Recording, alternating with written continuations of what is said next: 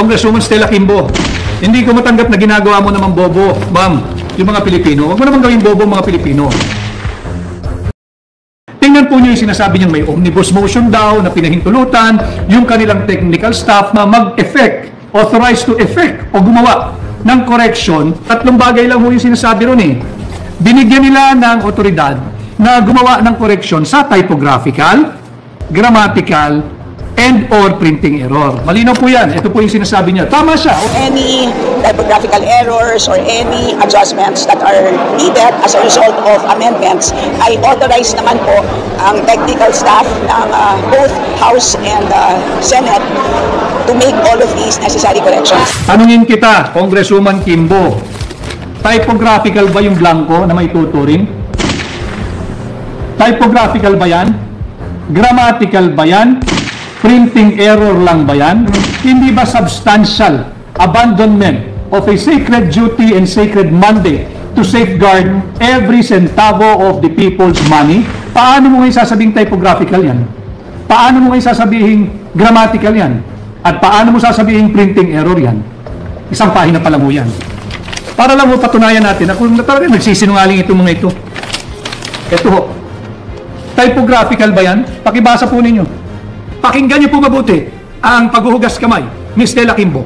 Ang sinabi niya, yung technical staff daw ang maaaring naglagay ng mga figure sapagkat meron daw po kayong authority na gumawa ng typographical, grammatical, and printing errors. Hindi niyo pa po ba naaamoy? Papunta na ho sa inyo at tila ilalaglag kayo. Kayo may ipit dito. Kaya po minumulat ang inyong isipan sapagkat mga kababayan, lalo na yung empleyado ng House at ng Senate Finance Committee, yung technical staff, tatandaan ninyo, wala kayong authority, wala kayong personality, at wala kayong karapatang makialam dyan. Yan po ay usurpation of authority. Hindi naman kayo mambabatas eh. Halos umabot po ng 214 or 241 billion pesos yung halagang iniwan ng mga blanco. So sino uli? Ang tanong natin, sino yung may makating kamay na nagpuno ng mga blanco dito sa Bicameral Conference Committee report? Babae ba siya yung nakialam dito? Lalaki ba siya? Tandem ba sila? Isang lalaki at isang babae? O marami sila? Kaya nga po dapat silang managot. Panagutin natin. Pag-usapan po natin yung inihain naming kaso sa Korte Suprema. Ito po yun, yung aming petition for certiorari and prohibition. Final po namin ito nung Monday. Marami po ang nagsasabi bakit napakatahimik ng pag-file namin sapagkat po ito isang mahalagang kaso at hindi naman po tayo after ng media mileage, kaya minarapat po namin ni Congressman Sid Ungab at ng mga ibang petitioners na mga pawang premyadong abogado na mag-file quietly at ihayag na lamang na kami nga ho ay nakapag-file na the following day, which is kahapon. So ito po yung kopya ng aming final nung Monday na petition sa Korte Suprema. Petition for certiorari and prohibition. Ito po yan. At ating pong balangkasin ngayon ang pagsisinungaling ng mga nagtatanggol dito sa usapin ng unconstitutional 2025 budget dahil nga po sa unang beses pa lang tinanggi nilang may blanco daw yung Bicameral Conference Committee report. Tinanggi nila na wala raw pong blanco, walang illegal sa proseso at walang unconstitutionality na naganap doon sa pagpasa ng General Appropriations Act na siya nga po ngayon ay batas na. Unahin po muna natin, ito po yung kopya ng Conference Committee report. Makikita po natin, para po it's a bit of a lecture, pilitin natin pasimplihin ito po yung pagpapatunay na na-file po ito sa Bills and Index Service ng House of Representatives. At ang final po nila, ito po yung title. Basahin ko po. Ang title niya, An Act Appropriating Funds for the Operation of the Government of the Republic of the Philippines from January 1 to December 31, 2025. Ito po yung produkto ng Bicameral Conference Committee report. Sabi po nila, hindi final ito, pero final. You do not file something that is not final sa House Bills and Index Service. Yan, malinaw yan. At the same time, makikita po ninyo yung mga kongresista na pilit nagtatakip ng pinakamalaking anomalya, yung biggest money heist ever in the history of the Philippines, 6.325 trillion pesos po. 6.325 trillion pesos. Ito po yung kanilang rinatipikahan, inaprubahan, pirmado, at inihain niya po dito sa House Bills and Index Service. Ito po yan, kitang-kita dyan. Pirmado po Sapagkat, nais kong paalalahanan yung mga nagsisinungaling na kongresista, silipin po ninyo yung sarili ninyong House rules. Yung rules po ng House of Representatives, specifically yung Section 63 at saka yung Section 64. Sabi po sa inyong sariling rules diyan sa House of Representatives, pagkatapos na yung Conference Committee Report, kinakailangan pirmahan ang bawat pahina. Ayan po pirmado. Yung bawat pahina, pirmado. Mga kababayan, pirmado. Tapos, makikita naman natin, pirmado, bawat pahina, pirmado, at makikita naman talaga na ito'y pinirmahan Malinaw po yan yung last page. Pirmado po yan. I hope nakikita ninyo mga malinaw. Pirmado ito, mga kababayan. Pinag-uusapan natin dahil mahalaga na pag-usapan natin ang kung paano sinalaula ang proseso ng pagpasa ng budget. Ito po yung mga pumirma. Para kilala ho ninyo, dahil tayo sa Hakbang ng Maisog, incidentally ay nagdiwang po ng unang taong anibersaryo ng Hakbang ng Maisog kahapon sa mga Maisog. Happy anniversary po sa inyo. At patuloy tayong lumalaban at nananawagan ng transparency and accountability. And this is the reason why I am showing you this copy of the Bicameral Conference Committee Report. Ito nga ho, pirmado ang bawat pahina at makikita ninyo na tuloy-tuloy ho yan Pirmado po yan At ipinakita ko na rin po sa aking isang page, yung mga blanco. So, talakayin po natin. Merong isang mambabatas na ginagawa pong bobo ang mga Pilipino.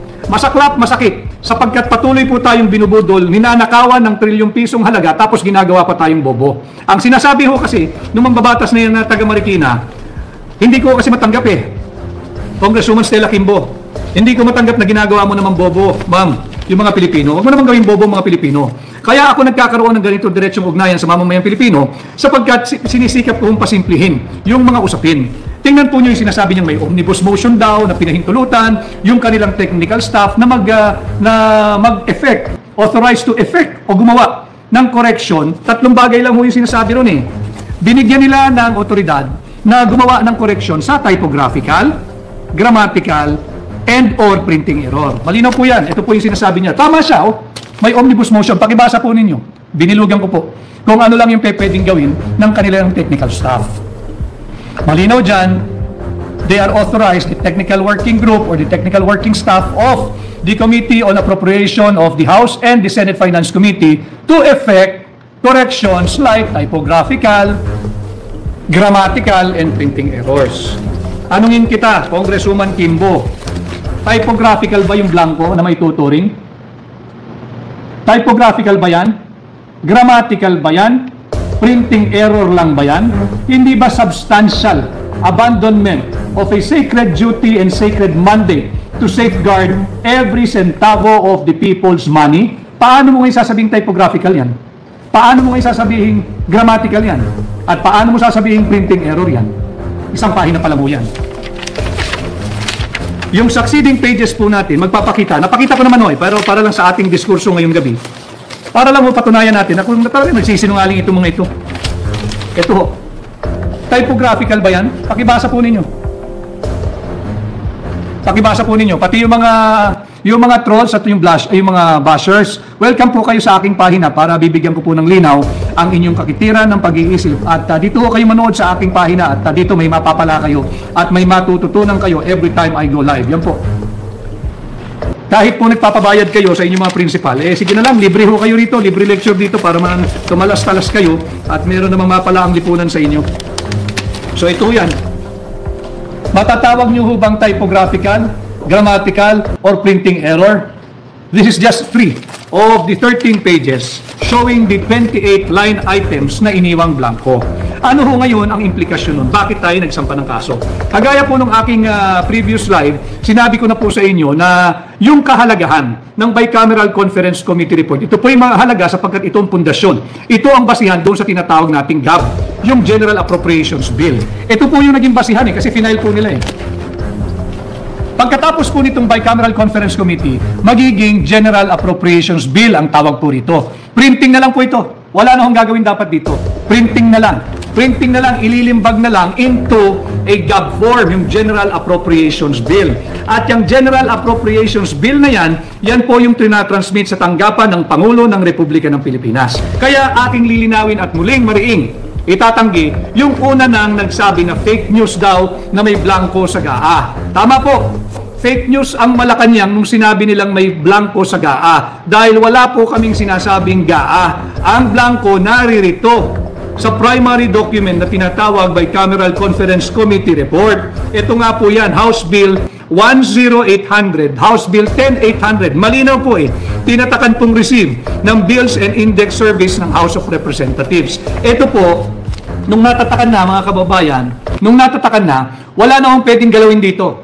Tapos na pirmado, ratifikado, aprobado, at ito po ay final sa Bills and Index Service ng House of Representatives. Ang tanging gagawin na lang po rito mga kababayan ay printing.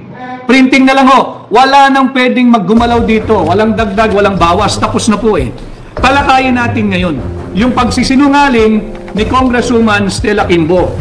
Sapagkat sinabi niya, ito raw po, yung pagpuno ng patlang ay mere typographical, grammatical or printing error. Ang ibig pong sabihin ng typographical, grammatical or printing, wala pong exercise of discretion doon.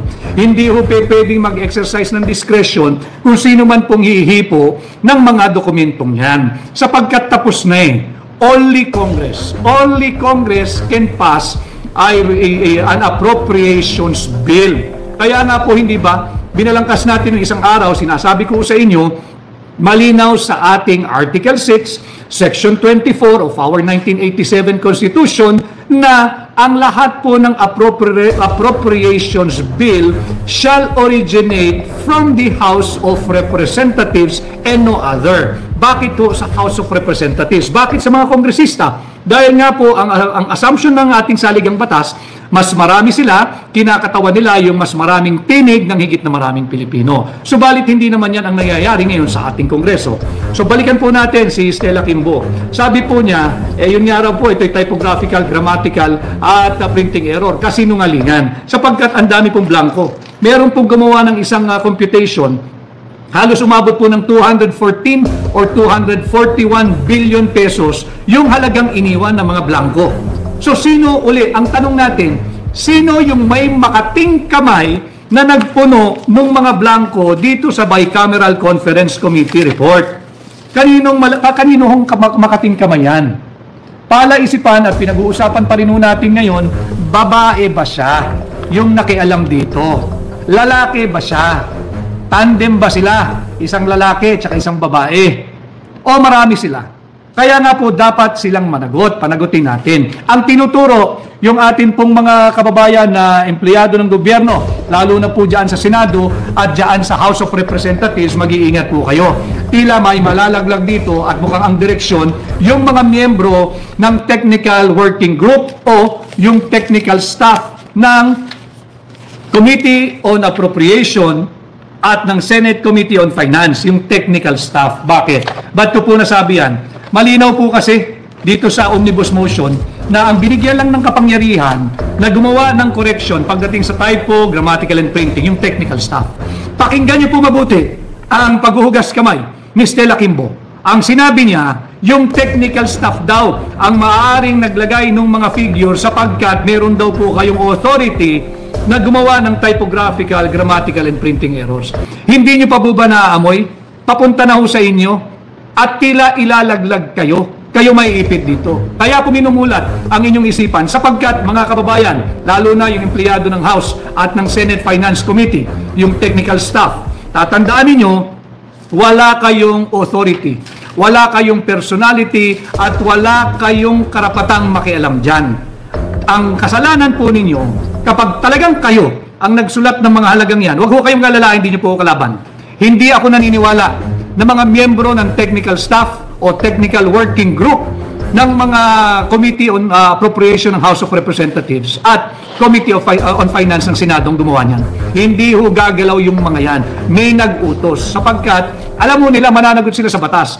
Yan po ay falsification of legislative document. Yan po ay usurpation of authority. Hindi naman kayo mambabatas Wala naman sa saligang batas sa pwedeng gumalaw ang Bicameral Conference Committee staff, technical working staff, pagdating sa final, ratified, passed, approved, and signed na final Bicameral Conference Committee report. Wala po kayong kapangyarihan. At yan din po ay falsification of legislative proceedings at maaari din nga pong usurpation of authority. So makikita natin kawing-kawing na kasong kriminal. Huwag ho kayong pumayag na kayo ang ilalaglag. Dapat nating panagutin kung sinong yung makating kamay na nakialam at naglagay ng mga figures o halaga dito sa napakaraming blanco na ginawang batas ngayon at pinirmahan at pinapirma kay Pangulong Bongbong Marcos. Dapat malinaw ho tayo rito.